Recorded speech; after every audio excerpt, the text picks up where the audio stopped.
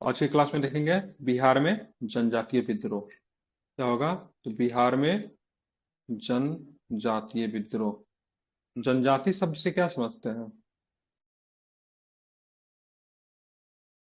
ठीक है, चलिए। तो बिहार में जनजातीय विद्रोह के संदर्भ में सबसे पहला देखेंगे।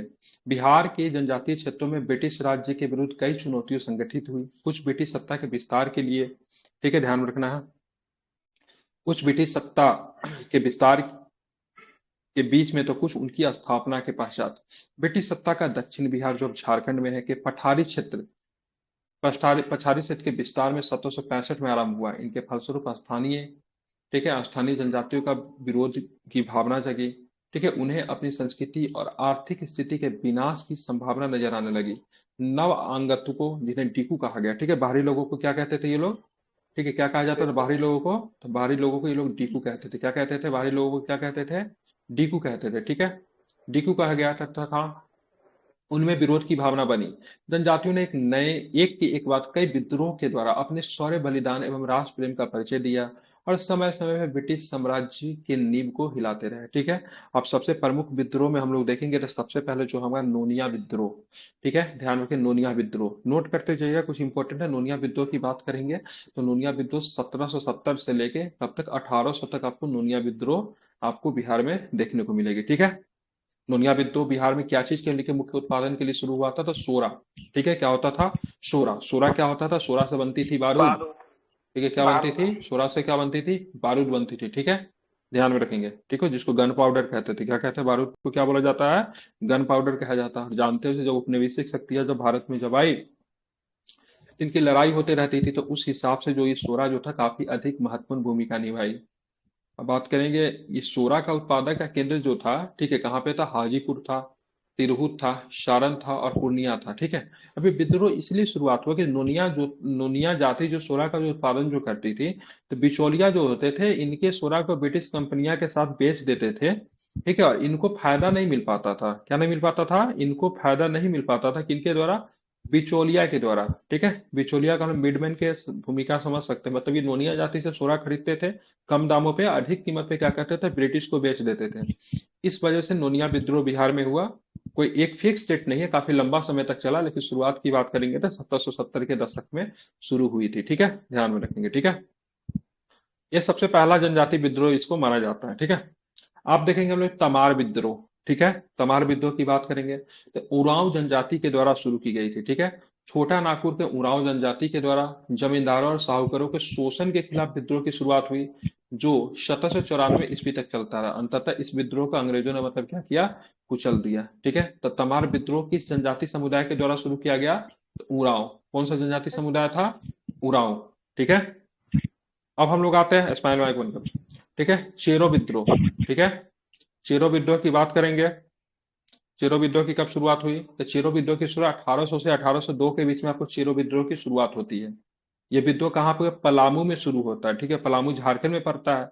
पलामू शासक भूषण सिंह के नेतृत्व में, ठीक है, पलामू रियासत के लोगों ने इस विद्रोह को शुरू किया। ठीक है, अगर पूछा जाएगा चेरो विद्रोह को नेता कौन थे, तो क्या बताएंगे? चेरो विद्रोह के नेता हो सकते हैं। क्या होता है? ध्यान रखिए, चेरो विद्रोह का नेता कौन हो जाएंगे? भूषण सिंह। क्या हो जाएंगे? चेरो विद्रोह के नीचे क्या हो जाएंगे? तो भूषण सिंह की बात करेंगे, चेरो विद्रोह के नेता थे। ठीक है, कहाँ पे शुरू हुआ था? तो ध्यान में रखना कहाँ पे शुरू हुआ था। तो आपको ये भी पल ध्यान में रखना कहाँ पे हुआ था? पलामू। ठीक है, कहाँ पे हुआ था? पलामू। बाद में 1802 में क्या होता है? अंग्रेजों ने भूषण सिंह को पकड़कर फांसी की सजा दे दी। ठीक है, ध्यान में आपको रखना है। ठीक है, आप चलेंगे कोल विद्रोह। कोल विद्रोह की शुरुआत 1831-32 में आपको कोल विद्रोह का शुरुआत होता है। ये भी छोटा नागपुर वाले क्षेत्र में हुआ था। ठीक है, कहाँ हुआ था? छोटा नागपुर वाला क्षेत्र में हुआ था। इस कोल विद्रोह की बात करें, इसमें जो जनजाति ने जो पार्टिसिपेट किया, वो मुंडा जाति ने सपोर्ट किया था। किस जाति ने? मुंडा जाति ने इसमें क्या किया था? अपना क्या किया था? पार्टिसिपेट किया था, अपना योगदान दिया था। विद्रोह भारतीय इतिहास का महत्वपूर्ण विद्रोह था, वास्तव में मुंडा का विद्रोह था, इसलिए इसको हो मुंडा विद्रोह, हो उराव एवं अन्य जनजाति लोग भी इसमें शामिल थे। ठीक है, कौन थे? मुंडा तो इसमें शामिल था, और साथ में बात करें हो भी शामिल था, और उराव जनजाति भी इसमें शामिल थे। इस विद्रोह का मुख्य कारण भूमि संबंधी असंतोष था। इस विद्रोह का नेता का नाम कई बार पूछा जाता था। इस विद्रोह का नेता का नाम बुद्धो भगत था। क्या नाम था? बुद्धो भगत थे, बिंद राय थे, सिंह राय थे, और सुरगा मुंडा का नाम बहुत इंपॉर्टेंट है। इनका सुरगा मुंडा, मुंडा के नेता थे। ठीक है, सुरगा मुंडा का नाम ध्यान में रखना है, इंपॉर्टेंट है, इसको आप लोग ध्यान में रखिएगा, ठीक है। तो अगर पूछा जाएगा आपसे कोल विद्रोह की शुरुआत 1831 में हुई थी और इसके नेता का नाम बताइए, तो क्या है कोल विद्रोह का नेता का नाम? बुद्धू भगत विंद्राय। बिल्कुल, बुद्धो भगत। क्या नाम है? बुद्धो भगत। प्रमुख नेता शिंगराय, विंध्यराय और सुरगा मुंडू, ठीक है, ध्यान में रखना है, ठीक है, ध्यान में इसको रखना है, ठीक है। अब आते हैं भूमिज विद्रोह, ठीक है। भूमिज विद्रोह की बात करेंगे तो यह विद्रोह बीरभूम के जमींदार गंगा नारायण सिंह के नेतृत्व में किया। इस विद्रोह का कारण ब्रिटिश सरकार की शोषणकारी लगान व्यवस्था थी, ठीक है। इसका प्रभाव बीरभूम एवं सिंहभूम दोनों क्षेत्र में था, ठीक है। तो भूमिज विद्रोह की बात करेंगे 1832-33 में, यह विद्रोह किसके द्वारा शुरू किया गया था? गंगा नारायण सिंह हंगामा के द्वारा, ठीक है,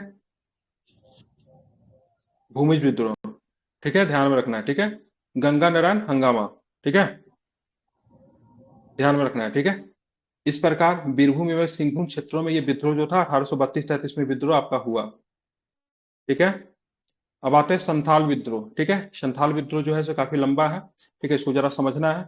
1855-56 ईस्वी में संथाल आदिवासियों का यह विद्रोह भागलपुर जिला के राजमहल के भगनीडीह में हुआ। कहाँ पे हुआ? ये संथालों का विद्रोह था, संथाल जनजाति का विद्रोह था, सबसे बड़ा और सबसे व्यापक विद्रोह था संथाल विद्रोह। 55-56 में क्या होता है? विद्रोह क्या होता है? प्रारंभ होता है, ठीक है, भागलपुर जिला के राजमहल पहाड़ी के भगनाडीह गांव में होता है। कब प्रारंभ होता है? 30 जून 1855 को प्रारंभ हुआ। संथाल विद्रोह का प्रभाव क्षेत्र की बात करेंगे तो पश्चिम बंगाल के बर्धमान से लेकर बिहार के भागलपुर तक था। इस विद्रोह का नेता की बात करेंगे, सिद्धू कानू चांद भैरव थे। कौन थे? चार भाई थे, सहोदर भाई थे। चारों भाई का नाम क्या है?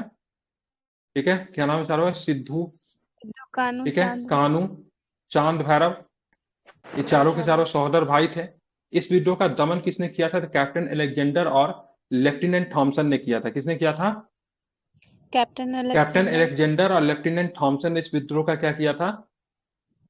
दमन किया था, ठीक है। दो बहन भी थी, फूलो और झालो, ठीक है। संताल विद्रोह जमींदारों एवं साहूकारों के खिलाफ विद्रोह था। किसके खिलाफ था? जमींदारों और साहूकारों के खिलाफ विद्रोह था, लेकिन ब्रिटिश सरकार भी इनमें इन्वॉल्व हो जाती है, क्योंकि साहूकारों और जमींदारों का साथ किसका मिल रहा था? ब्रिटिश गवर्नमेंट को मिल रहा था। सॉरी, साहूकारों और जमींदारों को सपोर्ट कौन कर रहा था? ब्रिटिश दे रहा था। संख्यात्मक रूप से बिहार की सबसे बड़ी अनुसूचित जनजाति कौन थी? संथाल थी। संथाल विद्रोह का प्रभाव भागलपुर से लेकर कहां तक रहा? राजमहल की पहाड़ी तक विस्तृत था। इस क्षेत्र को किस नाम से जानते थे? इस क्षेत्र को दामिनेको के नाम से जानते थे, जो कि कई बार पूछा भी गया है, ठीक है। दामिनेको पहाड़ियों का राज, ठीक है। दामिनेको का मतलब क्या हुआ? पहाड़ियों का क्या होता है? राज होता है, ठीक है, ध्यान में रखना है। अब बात करें लोटा विद्रोह। यह विद्रोह 1857 की क्रांति के एक साल पूर्व 1856 में हुआ था। मुजफ्फरपुर के जेल में हुआ था। कैदियों के द्वारा लोटा के लिए किया गया विद्रोह था, लोटा विद्रोह। यहाँ प्रत्येक कैदी को पित्तल का लोटा दिया जाता था, लेकिन सरकार के निर्णय लिया गया कि पित्तल की जगह मिट्टी के बर्तन दिए जाएंगे।